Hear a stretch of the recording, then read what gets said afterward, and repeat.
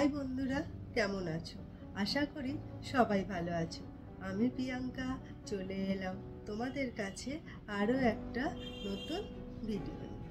কিভাবে মা কৌশিকীর সৃষ্টি হয়েছিল সেই নিয়েই কিছু কথা শেয়ার করব আজ তোমাদের সাথে। পুরাণ তথ্য অনুসারে জানা যায় যে দুই অসুর ছিলেন, একজন শম্ভ, অপরজন নিশুম্ভ। এই দুই অসুর ব্রহ্মদেবের ধ্যান করতেন এবং এদের ধ্যানে সন্তুষ্ট হয়ে ব্রহ্মদেব এই দুই অসুরকে দেখা দেন এবং জিজ্ঞাসা করেন যে তোমরা কি বর চাও। তখন ওই দুই অসুর ব্রহ্মদেবকে বলেন আমরা অমরত্ব চাই, কিন্তু ব্রহ্মদেব অমরত্ব দিতে রাজি হননি। বলেন অমরত্ব তোমাদের জন্য নয়, তোমরা অন্য কিছু চাও আমার কাছে। তখন ওই দুই অসুর ব্রহ্মদেবকে বলেন আমাদের এমন বর দিন যাতে কোনো পুরুষ যেন আমাদের হত্যা করতে না পারে।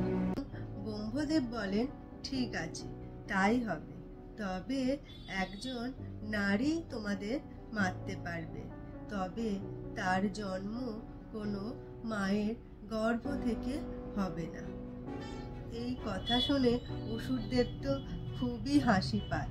শেষে কিনা এক নারী আমাদের মারবে, আবার তার জন্ম কোনো মায়ের গর্ভ থেকে হবে না। আগে তার জন্ম কোথা থেকে হয় সেটাই দেখা যাক, তারপর তো মারবে।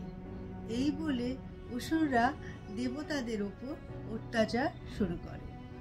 এই অত্যাচার করতে করতে একদিন অসুররা চলে গেলেন দেবী পার্বতীর কাছে। দেবী পার্বতীর কাছে কুৎসিত নজরে এগিয়ে যায় অসুররা। তখন দেবী পার্বতী প্রচণ্ড রেগে যান। পার্বতীর তিন নয়ন থেকে এক করাল বদনী, খড়গধারিণী, উলঙ্গিনী, কৃষ্ণবর্ণা মা কৌশিকীর সৃষ্টি হয়। খড়গধারিণী মা কৌশিকী ওই দুই অসুরকে বধ করলেন। তো এই ছিল আমার আজকের ভিডিও। আমার ভিডিওটা যদি তোমাদের ভালো লেগে থাকে তাহলে লাইক, শেয়ার এবং সাবস্ক্রাইব করতে ভুলবে না।